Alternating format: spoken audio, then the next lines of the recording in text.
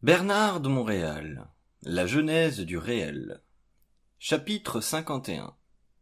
L'esprit est une dimension de la lumière. L'esprit est une dimension intelligente de la lumière, un aspect de la réalité évoluant dans les mondes de la forme mentale.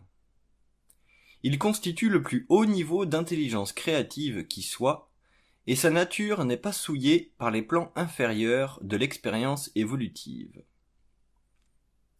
L'esprit n'existe pas en tant que mémoire, mais il représente l'expérience universelle de la lumière sur les plans élevés du monde mental de la forme.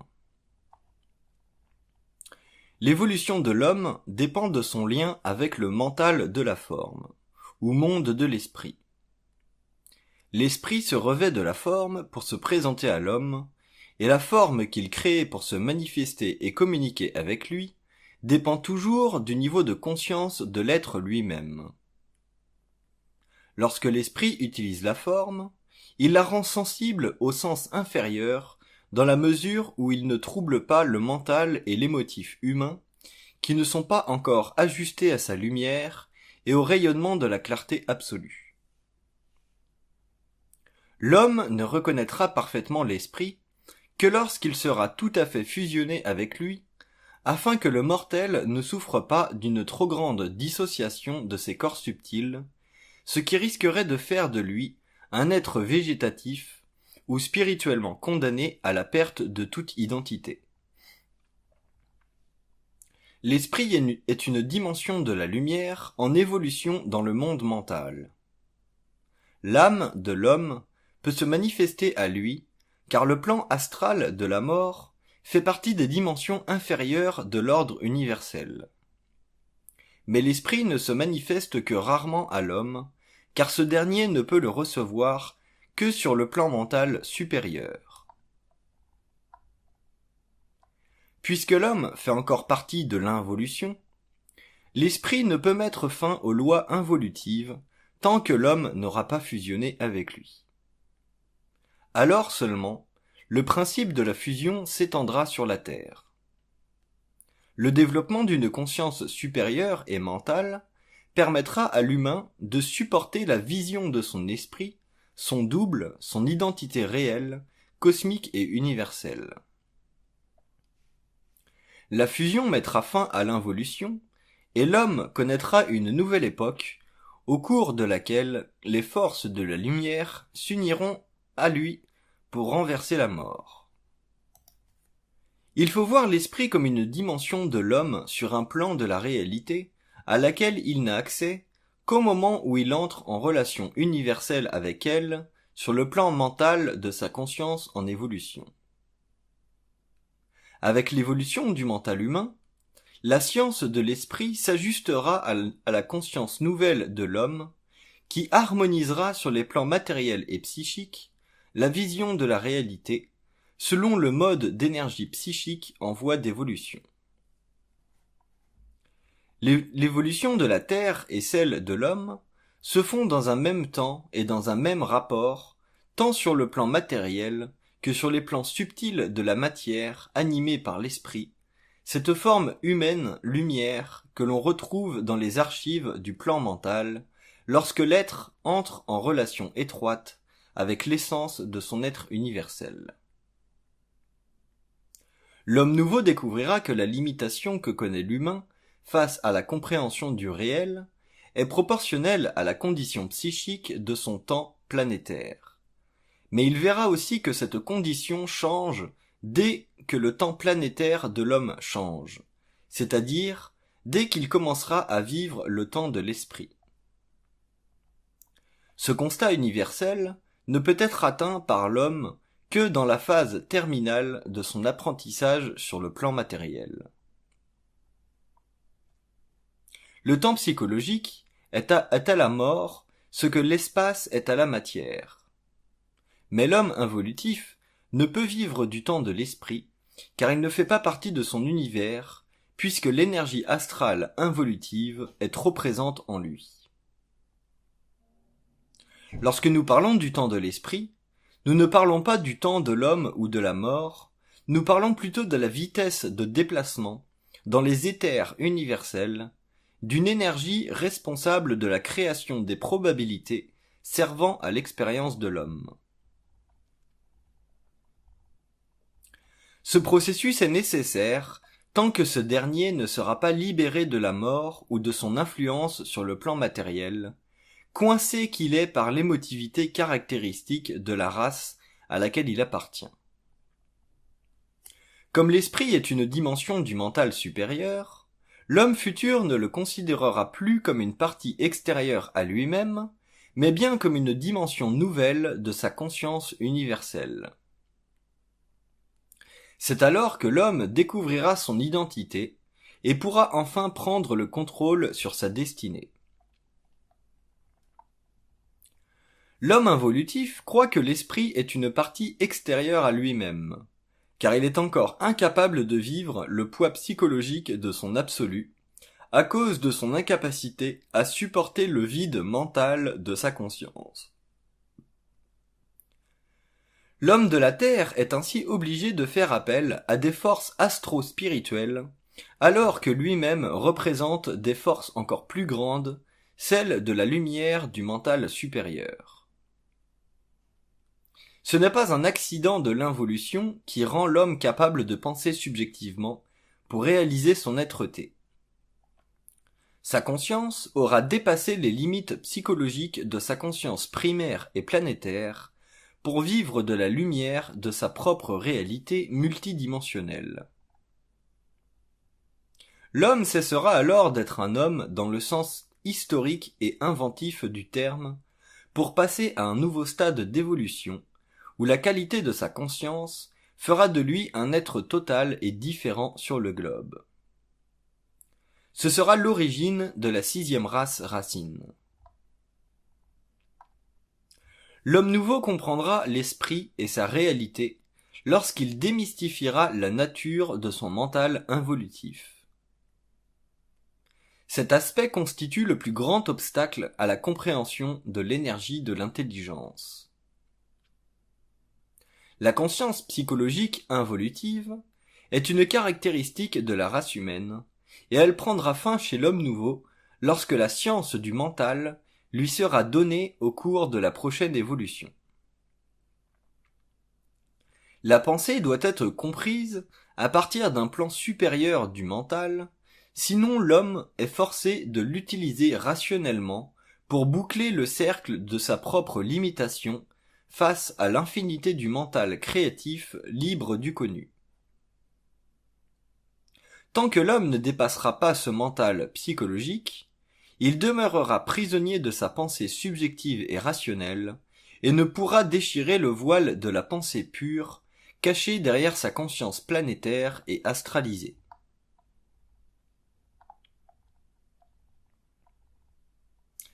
L'esprit est une dimension intégrale de la réalité humaine. Il n'en représente souvent qu'un aspect partiel, dans la mesure où le mental est incorporé à une dynamique réflexive, incapable de supporter le vide dépersonnalisé qu'offre le mental supérieur évolutif. La nouvelle évolution connaîtra des échecs dans ses débuts, car le mental de l'homme ne peut être élevé au-delà d'une certaine vibration que si l'être lui-même est suffisamment évolué psychiquement pour raisonner à une dynamique nouvelle du mental. Celle-ci met en cause la totalité de sa personnalité réelle et intégrale pour lui faire prendre conscience de sa personne réelle et intégrale, capable de supporter l'absence d'illusions astrales dans le mental inférieur. Les illusions ont été nécessaires au cours de l'involution, parce qu'elles répondaient aux besoins subjectifs et primaires de l'homme planétaire. Le monde de l'esprit est un monde d'intelligence sans mémoire expérientielle involutive, de sorte qu'à partir du temps où l'homme sera en communication mentale avec lui, la nature de son intelligence prendra une nouvelle forme d'expression, et la dynamique créative de l'homme passera du stade réflectif au stade créatif. Cette nouvelle phase de l'évolution du mental humain coïncidera avec la descente sur Terre d'une conscience mentale supérieure, supramentale et libre de toute forme de mémoire involutive, ayant servi à l'évolution progressive de la race. Afin de passer de l'involution à l'évolution, l'homme devra reconnaître les lois paranormales et confronter sa psychologie du réel à leurs expressions, car ces lois ne font pas partie de son entendement collectif, mais de sa relation étroite avec un plan de sa conscience qui, au début, sera pour lui une expérience nouvelle et difficile à intégrer à son intelligence planétaire. Test ultime pour l'homme nouveau, car il devra vivre sa vie mentale dans le cadre d'une conscience renouvelée, jamais plus fondée sur la qualité psychologique de l'ego réflectif, rassuré ou insécurisé par les mouvements de sa mémoire. Les temps sont révolus où l'homme évolué prendra pour acquis la nature de la connaissance, qu'elle soit matérielle, spirituelle ou occulte. Car son mental supérieur, libre de la forme, vibrera sa lumière pour éclairer son propre espace mental, champ de vision nouveau qu'il utilisera pour évoluer sur les plans supérieurs de sa conscience. Les connaissances de l'involution ne seront pas annulées par le savoir de l'être nouveau, mais celui-ci ajoutera à ses connaissances d'autres formes de savoir. Rien ne pourra freiner l'évolution de l'homme. On ne pourra que la constater, et l'avenir fera en sorte que la nouvelle branche évolutive transpercera la conscience sociale et collective pour l'évolution de l'humanité au-delà des frontières nationales et culturelles.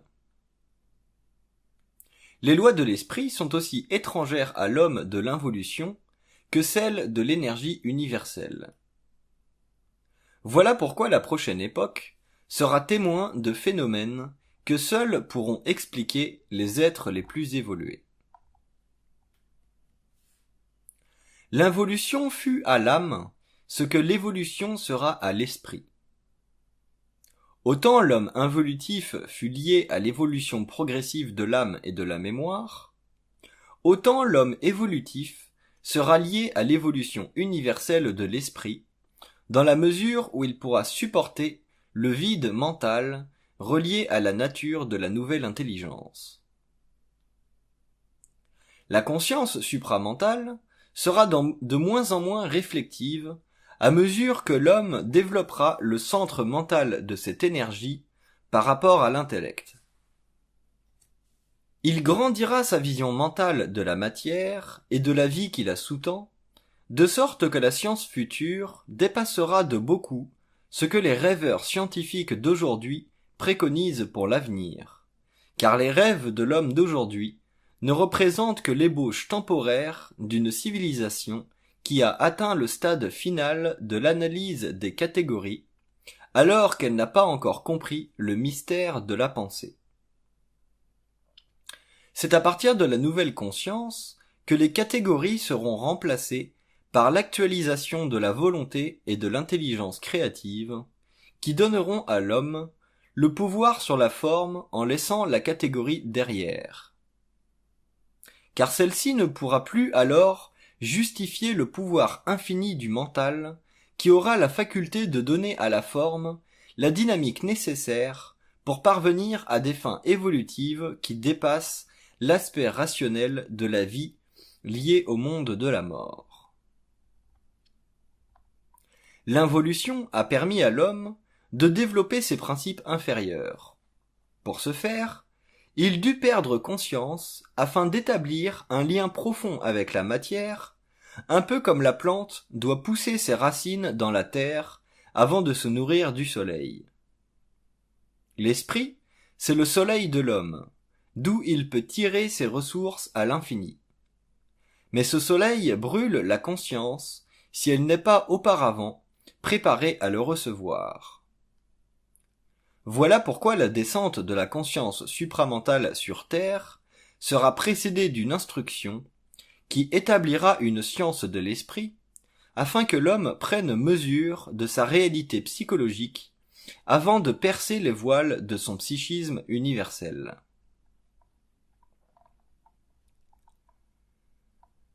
La science de l'esprit ne peut venir que du monde mental supérieur. L'évolution de la conscience humaine permettra à l'homme de communiquer mentalement avec ce plan d'énergie. Il y puisera la science nécessaire à la conversion de son énergie mentale inférieure en une force mentale capable de régir les différents aspects de la vie involutive et évolutive, de façon à ne plus subir une conscience expérimentale ouverte à cette souffrance qui découle de l'ignorance des lois de la vie. La science de la vie est une science supramentale. L'intellect, limité par les sens matériels, est impuissant à la conversion de la conscience de l'homme en une science mentale créative, nourrie du lien entre l'infinité et le mortel.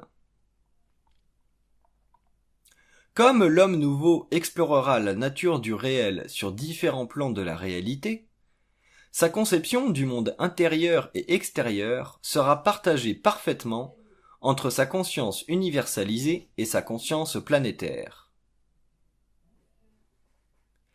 La vie future imprimera une nouvelle dimension d'expérience qui permettra à l'être conscient de s'unir de façon intelligente et intelligible aux forces qui gouvernent l'univers. Le concept de l'esprit sera alors transformé et l'on comprendra ce que veut dire esprit dans son sens particulier et universel à la fois. La science du mental élèvera le savoir à une échelle inconnue de l'humanité. Ce savoir universel remplacera la mémoire expérientielle de l'homme, et ce dernier commencera graduellement à bénéficier de la contrepartie éthérique du cerveau. Les concepts de l'involution, qui ont servi à l'interprétation naïve et spirituelle de l'invisible, seront éliminés de la conscience nouvelle.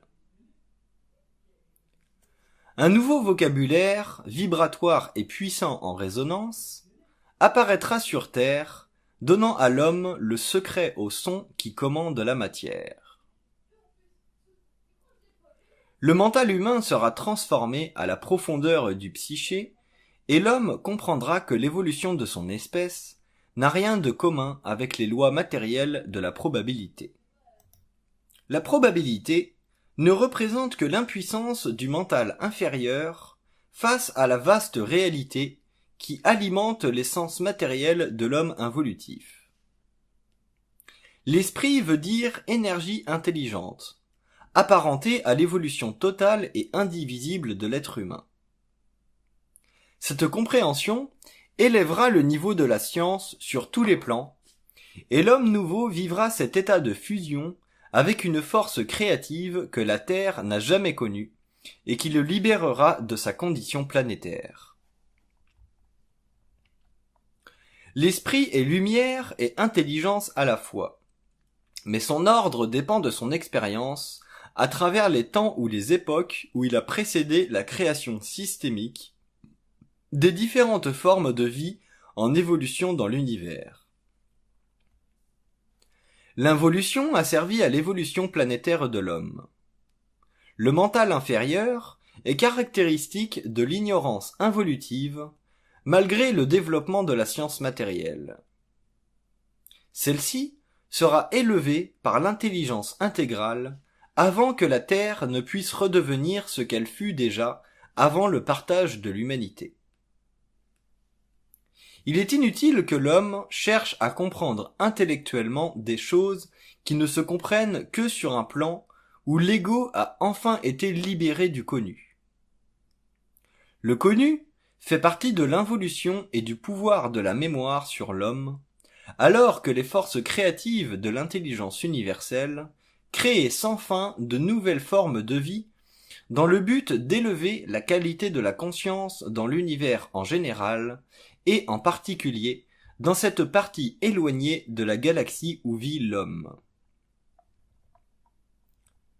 Le dépassement des formes pensées appartenant au passé fera de l'homme un être dont le mental sera une source inépuisable de savoir, car la transmutation de la forme mentale sera effectuée instantanément à travers la parole vibrante, dont l'essence sera essentiellement son et lumière, sans reflet égoïque. L'homme n'appartiendra plus à l'humanité d'antan. Le vase aura été brisé par la violence de son mental contre le mensonge cosmique qui, de tout temps, fut utilisé contre lui pour le préparer à la fusion éventuelle de ses principes en évolution. Tant que l'homme n'aura pas démystifié le sacré et le formel, il ne pourra comprendre la relation étroite entre la lumière et la matière et demeurera assujetti aux lois de la mort. Son mental sera sans puissance créative et seul le rêve incompris, profondément occulte, lui permettra de vivre un contact furtif avec l'invisible. Le sacré demeure aujourd'hui la plus grande des forces occultes à être démystifiée par l'homme nouveau. Tant qu'il fera partie de la conscience, il sera impossible de comprendre l'infinité et ses mystères, car la raison liée à l'émotivité subliminale de la conscience planétaire voudra toujours faire croire à la recherche de la vérité, alors que cette dernière ne représente qu'un voile du mental inférieur. Celui-ci recouvrira l'esprit de l'homme pour le retenir dans les griffes de la mort éventuelle, tant qu'il n'aura pas acquis la puissance mentale nécessaire pour le déchirer de son propre feu cosmique et universel. L'homme involutif ne comprend pas objectivement le mot esprit. Pour lui, l'esprit est un aspect plus ou moins abstrait de sa conscience, alors qu'il est en réalité une composante de sa réalité mentale. Mais il ne vit pas ce lien, car sa conscience n'est pas ouverte au mental supérieur de son intelligence. L'ego est prisonnier de la subjectivité de sa pensée. Il vit sur le plan mental inférieur de sa conscience involutive, à la limite de son identité. Il est impuissant devant la réalité cosmique de son intelligence, puisqu'elle ne peut être assimilée par un moi figé dans la mémoire de sa personnalité. Pourtant, l'esprit représente la partie la plus mentale de l'homme et la plus évidente de son moi inconscient, ce lien universel qui le rattache à l'au-delà de la matière. L'homme nouveau constatera que le rapport entre l'esprit et l'ego est d'une telle objectivité que sa conscience doit en souffrir au début, car elle voudrait que l'esprit lui obéisse, alors que ce dernier ne peut obéir à l'homme. C'est à l'homme d'en comprendre la réalité. Une fois la conscience de l'esprit établie, l'homme vivra dans l'harmonie de son mental, car son esprit sera libéré des voiles astraux de la conscience planétaire.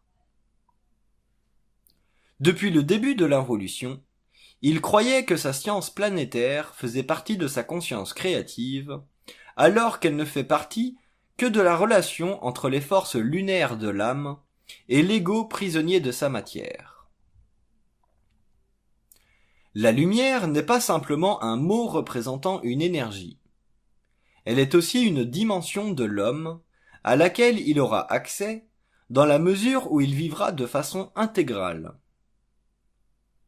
L'esprit est la partie cosmique de la conscience égoïque pour que l'homme se libère des forces de la terre et de la conscience involutive des nations qui font de lui un être expérimental. Elle offrira à l'homme un portrait global de la vie terrestre et de celle des autres plans et mondes. L'homme nouveau s'enrobera de cette lumière et la fera descendre sur le plan matériel. L'escalade de la lutte entre les forces de la mort et les forces de la lumière mettra de plus en plus en évidence le besoin pour l'homme de se désengager des conséquences de la vie planétaire qui résulte de l'inhabilité qu'a l'ego de s'auto-développer sur un globe appartenant aux forces involutives. La dimension de la lumière ou de l'esprit deviendra évidente lorsque l'homme aura réalisé que le monde mental de sa conscience involutive ne participe pas de sa conscience réelle.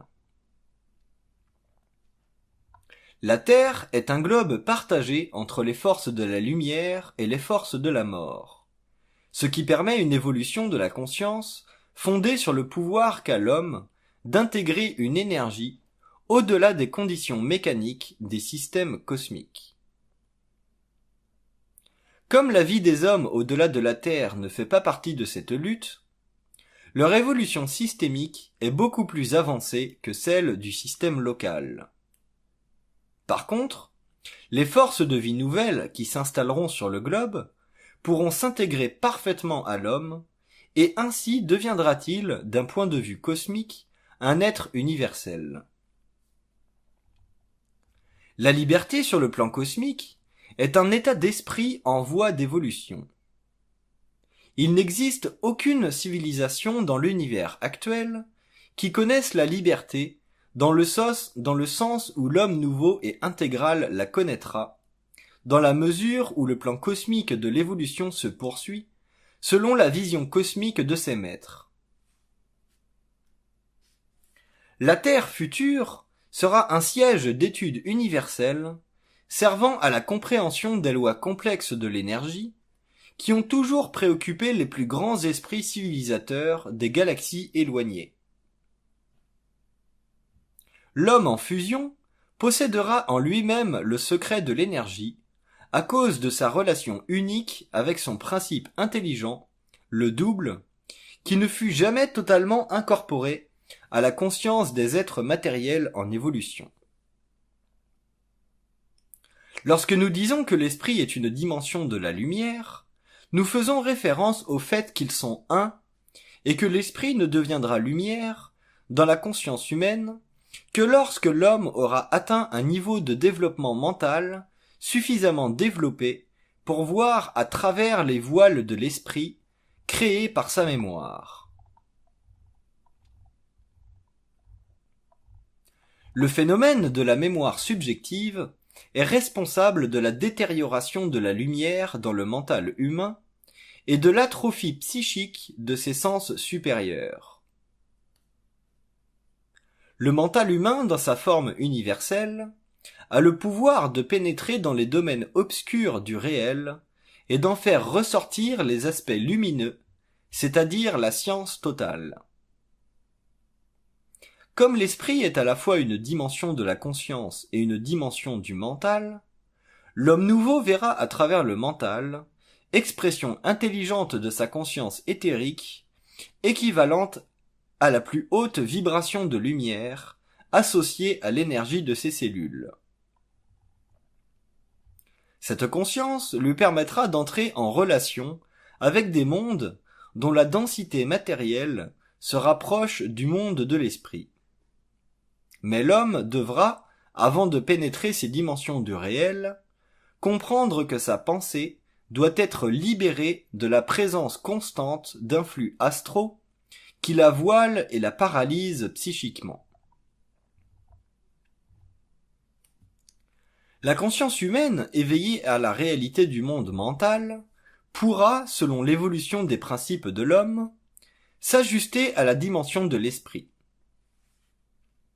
Ceci lui permettra de connaître la fusion, non pas simplement en tant qu'état d'esprit avancé en science intérieure, mais aussi en tant qu'état avancé dans la lumière de cette même science.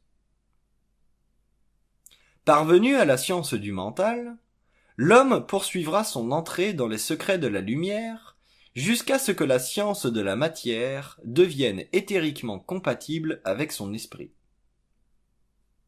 Il connaîtra alors la dimension de l'esprit en tant que lumière, et les voiles de sa conscience égoïque s'évanouiront lors de son accès intégral à l'éther de la matière. La dimension de l'esprit la plus accessible à l'homme au début de l'évolution sera son contact avec le mental de l'énergie de l'intelligence. Plus le corps mental s'épurera, plus il découvrira des aspects de l'esprit directement reliés aux phénomènes de la nature en général. Ainsi, l'évolution lui assurera à long terme un contrôle total sur son environnement. Plus la conscience mentale grandira en objectivité, plus le concept de l'esprit se raffinera et plus la conscience humaine face à l'invisible grandira en dimension d'expérience. Alors, l'évolution pourra donner naissance à une conscience humaine capable de renverser sur Terre les lois de l'involution à tous les niveaux de son organisation systémique.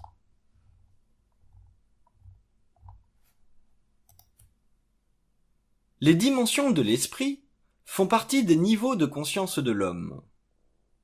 Ce dernier croit vivre à l'extérieur de ces dimensions, alors qu'elles font partie intégrante de lui-même. L'espace est un champ de force à l'intérieur duquel l'esprit est en équilibre, alors que le vide cosmique, ou partie universelle de la conscience, est un champ de force en constant développement, où l'esprit évolue vers la matière. Cette condition permet à la lumière de faire évoluer les plans inférieurs de vie vers une plus grande perfection, alors que l'esprit lui-même se fonde avec ces plans pour leur donner une valeur en harmonie avec les lois de la lumière. L'homme nouveau connaîtra les lois de la lumière lorsqu'il aura mis un terme au chantage astral de sa conscience animalisée. Il verra naître en lui une puissance créative n'appartenant pas au passé de sa race, mais à l'avenir de la conscience en général. Il regardera à travers le mental supérieur ce qui ne peut être vu par les voies inférieures de sa conscience involutive, quel que soit son niveau d'évolution spirituelle ou mystique. Sa fusion avec l'esprit fera de lui un être unique, car une partie des mystères passera par son mental pour alimenter l'évolution, alors que d'autres aspects passeront par le mental d'autres qui, tels que lui, participeront à l'évolution de la conscience et de la science nouvelle. Là où auparavant l'âme avait servi de véhicule à l'expérience de l'ego et à l'enregistrement de nouvelles impressions, l'esprit de l'homme nouveau fera vibrer pour la première fois les cordes cosmiques de la conscience mentale. Ceci créera dans le monde une nouvelle dynamique évolutive et permettra de réunir dans un noyau de plus en plus présent les forces de la lumière unifiées par une matière supérieurement organisée. Au cours de l'involution, le contact entre l'homme et l'invisible se faisait par le biais du corps astral.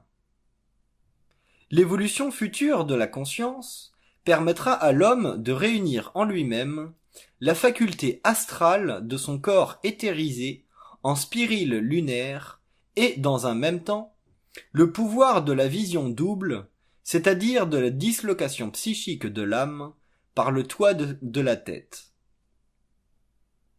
Il sera libre de voyager dans le temps, de reconnaître les fondateurs du réel à partir d'un plan de l'esprit où la lumière n'intervient plus dans la phénoménologie de la conscience subjective.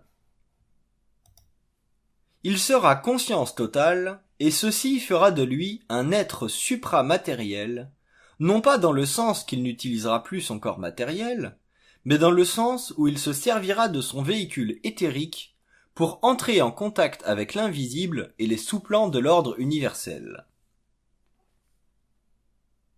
L'homme nouveau aura une telle conscience qu'il ne sera plus manipulé par les forces inférieures de l'âme, car cette dernière aura terminé son évolution psychique sur le globe. En effet, cette évolution de l'âme qui était liée à l'expérience de la mort sera terminée, et l'homme nouveau immortalisera sa conscience.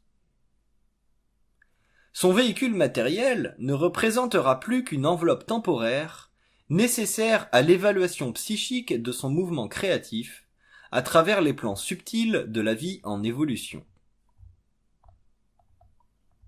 La conscience cosmique comprendra que l'esprit est une dimension de la lumière et non simplement une forme quelconque, incorporelle et abstraite.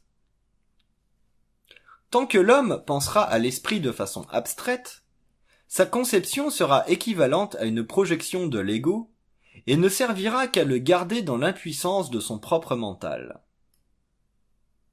Les mots qui ont servi auparavant à immobiliser l'homme dans son mental le projetteront dans le vide créatif de sa conscience. De même, l'attachement à la valeur de la forme, qu'il aura connue au cours de l'involution, sera remplacé par la puissance créative et générative d'un mental libre du connu et de l'émotion que contient toute forme de connaissance subjective. Pour que l'homme bénéficie de l'esprit en tant que dimension de la lumière, il devra totalement et complètement renaître dans le mental. Sa conscience de la pensée devra s'aiguiser à la fine pointe de l'intelligence intérieure qui lui donne naissance, et l'ego devra devenir totalement transparent. C'est la transparence de l'ego qui déterminera le niveau d'énergie créative dans le mental nouveau, et non l'importance qu'il donne à la recherche de la connaissance. Ajusté à une conscience supérieure, l'esprit deviendra pour l'homme la contrepartie créative de son mental, dépersonnalisée jusqu'à la limite de la polarité mentale que crée le contact de l'expérience supramentale au premier abord. Plus l'homme se conscientisera, et plus la fusion avancera. Moins il y aura de différence entre le mortel et le double, et cela créera une unité jamais atteinte au cours de l'involution de la race humaine. L'esprit est lumière au-delà de la forme matérielle. Ces énergies ne font que s'assembler dans une forme qui ne peut se densifier ou être limitée dans son mouvement par les conditions matériaux-gravitaires. La dimension à laquelle appartient l'esprit ne fait pas partie de la descente sur Terre de la conscience atomique. Toute forme de conscience atomique doit, pour des raisons de construction matérielle, appartenir à une dimension inférieure à l'intelligence de l'énergie prépersonnelle, car elle appartient à l'énergie pure et sans causalité. Dès que l'énergie possède ou a atteint un niveau de causalité, elle devient densifiable et, par le fait même, appartient au royaume inférieur de la matière, où sa densification est une manifestation de son état secondaire. L'esprit n'est pas une énergie causale, mais il sous-tend toute causalité, car il ne dépend de rien. Le lien entre la causalité que soutient l'esprit et l'énergie qui en émane constitue pour l'homme le point ultime de sa conscience éthérique. C'est à partir de ce point, dans le principe mental, que l'homme nouveau pourra neutraliser sur le plan matériel les influences subtiles qui manipulent son être et en font une entité endormie, sans puissance créative. L'esprit est une dimension de la lumière représentée sur les plans inférieurs par sa vitalité et son rapport de causalité relié à la conscience de l'atome.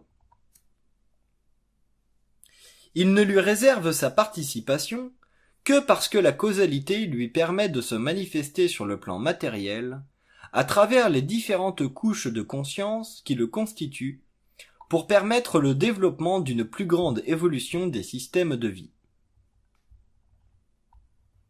L'homme nouveau qui aura connu un degré quelconque de fusion réalisera que l'énergie présente en lui ne fait plus simplement partie de l'expérience psychologique ou matérielle, mais qu'elle constitue aussi une dimension causale de sa conscience.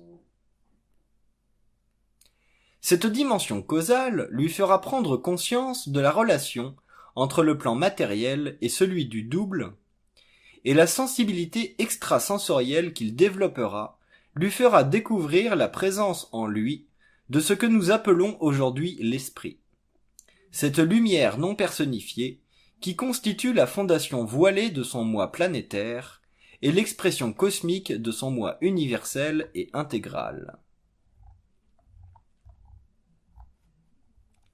La dimension ultimement cosmique de l'esprit est la réalisation objective de sa présence à travers le mental nouveau de l'être conscientisé, créera dans la conscience de l'homme une perspective unifiée des forces de vie en action à travers l'être matériel. Ce dernier cessera d'être simplement un assemblage de mystères intérieurs et deviendra l'expression créative de ces mystères, dont l'expression ajustée de l'intelligence universelle à travers l'ego le libérera de l'ignorance de sa race. La dimension cosmique objectivée à travers le mental supérieur demandera une transformation profonde des mécanismes égoïques qui font de l'être inconscient un pantin mécanique et sans perspective universelle de l'intelligence. L'homme inconscient mesure les événements de la vie à partir des paramètres psychologiques de l'ego. L'homme nouveau mesurera les événements par rapport à des lignes de force mentale provenant de sa conscience créative. Ces lignes de force deviendront de plus en plus objectivées dans sa conscience à mesure qu'il réalisera que la vie se fond avec lui, dans la mesure où il se fond avec elle. L'intégration de ce principe le mènera à se sortir de sa torpeur mentale face à l'existence. Il goûtera alors au pouvoir de sa conscience créative, en fonction de sa capacité de la faire vibrer au-delà des mécanismes habituels de l'ego conditionné par la civilisation. La dimension de l'esprit deviendra de plus en plus la dimension de l'homme, lorsque ce dernier aura cessé totalement de vivre selon les mécanismes habituels de l'ego planétaire.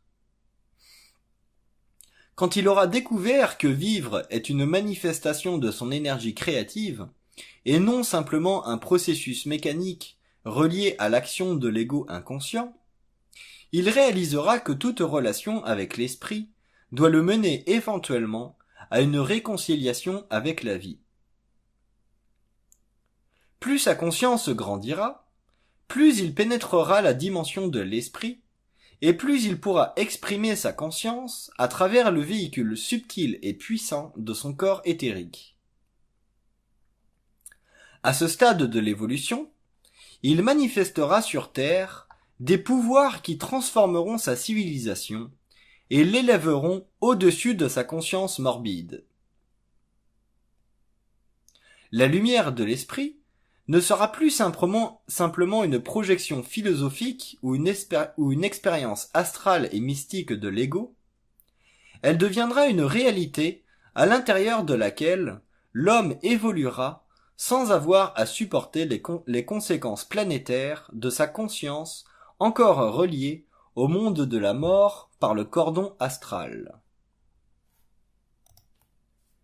Ayant accès à la dimension de l'esprit, il grandira en science intérieure. Il pourra avec facilité influer sur les forces inférieures de sa civilisation et conquérir graduellement les forces astrales qui détiennent le pouvoir sur le globe. La fusion de l'être avec l'esprit créera une nouvelle réalité humaine, et l'homme ne sera plus ce qu'il fut. Il deviendra autre, et son nouvel élan mental lui permettra de vivre sur une planète à la mesure de son intelligence réelle, et non plus à la mesure de son intellect. L'ouverture de la conscience humaine vers des plans subtils de vie, captés par sa conscience éthérisée, fera de lui un être nouveau, dont le passé n'avait qu'imaginé la possibilité d'existence. La descente de l'énergie de l'esprit dans la matière coïncidera avec cette nouvelle conscience, et l'élévation de l'intelligence réfléchira sur le globe le pouvoir de la lumière de l'homme intégral.